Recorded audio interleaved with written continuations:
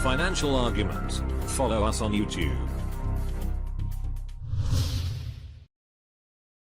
Let's get into the economic collapse financial news. Now, today on Election Day, we see the stock market up. Yesterday, we saw the market was up by 300 points. They wanted to get that market over 18,000 to make the economy look really great.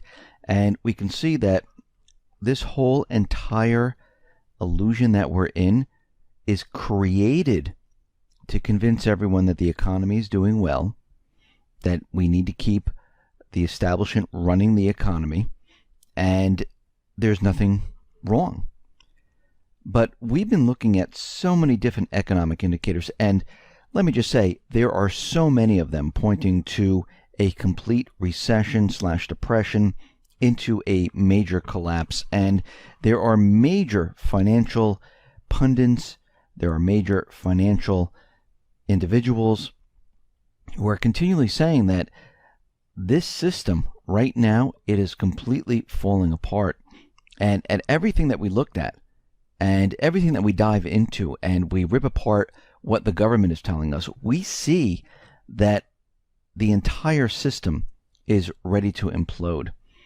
And we can see right now that the labor market is ready to roll over. Hiring is below 2014 levels, and there are more and more job openings out there. And I explained what these job openings are, where a lot of companies, what they do is they keep the jobs open. They make it seem like they're going to be hiring, and then they put all these requirements into what the job is. And most of the people can't even fit into these jobs because it's completely impossible. And what we're seeing right now is that the entire labor market, where all the people that have fallen off, where we have all the manipulated unemployment numbers, well, it is completely rolling over.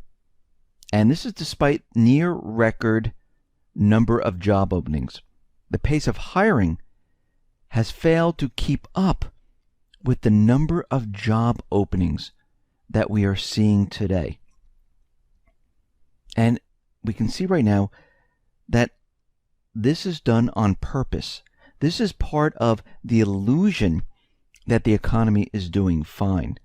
Because what the government central bankers do, they instruct the corporations to continually put out job openings, make the requirements very, very difficult, and never fill the jobs. This is what we've been seeing. And actually, right after 2008, 2009, 2010, we saw the same thing. There were a lot of job openings, but nobody was hiring. Going throughout this entire recovery, as the government calls it, we've seen the same thing. A lot of job openings, but not a lot of companies hiring. And if we look back to a year ago, we can see hirings right now are down by 1%. And what's more interesting than that is that if we look at payrolls and we look at job hires, well, guess what? They're both declining. When did we see this once before? Well, we saw this back in 2008, where all of a sudden payrolls started to decline, job hiring starting to decline, and we went into free fall. And the whole thing just kept on tumbling and tumbling down nonstop. And this is what we're seeing once again. We're actually following the same exact pattern.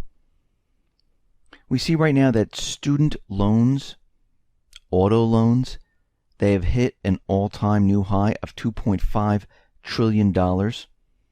We see consumer credit has jumped by $19 billion.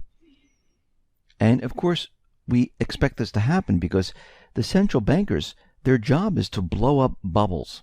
Their job is to create more debt. And this is what they've been doing. And we can see right now that revolving debt is increasing. But when we look at this very closely, when we look at consumer debt, we see that the government is responsible for most of it. That's the primary source of this debt. When we look at student loans and auto loans, well, they just continually move up and up and up. And this is exactly what the central bankers want, because they deal in debt. And we can see from everything that we've been looking at, when we look at all these economic indicators and we put them all together and we create this picture, we can see that we are doing the same thing that we've done back in 2008. But this time, the indicators are the same as 2008 or much worse. And in many cases, they are so bad that we are not in a recession. We're teetering on a complete depression collapse scenario. And we can see that the entire economy was held together to create this illusion for the elections, to create the illusion that everything is fine, because we know what they're going to plan out here. We know that after the elections, when everything's all said and done, this economy is going to come tumbling down. Now, is it going to be the next day or the day after that? No, most likely not. I think what they're going to do, once they have their candidate, depending on who it is, if it's Trump, I believe they're going to bring it down quickly to say this is the reason why it's happening, because he is going to become president, and all of a sudden the economy just drops down. We enter war. He has to deal with all of this if he makes it through all of this. If it's Hillary Clinton, I think they're going to wait until after January, most likely in the spring, where they'll probably start to bring everything down, everything to start to crash, because they will not be able to hold this together. And we can see right now that this will all be blamed most likely on Russia, because we see they're pointing their fingers at Russia at this point for cyber attacking, which they have no proof. This is all complete propaganda. This is fitting into their entire false flag narrative. But we can see right now that once these elections are over and there's the change of the guard, depending on who it is, it's go time. They're ready to bring the economy down. They're ready to blame another party for what has happened. And we can see it's very easy for them to say, listen, we're bringing in a new president. Look what happened. Russia, North Korea, China, whatever. They hit the United States with some type of cyber attack, and they hit the financial institutions. They brought the economy down. The economy was doing fine. And they did this at a point where there was a changing of the guards. And we can see right now, they will eventually do this because there is no way out of this. The economy is imploding on itself, and it's deteriorating very, very quickly, where they'll have no choice but to bring it down. And they're just waiting for right after the elections. Listen, everyone, thanks a lot for listening. Be well, be safe, and especially be prepared. Thanks a lot.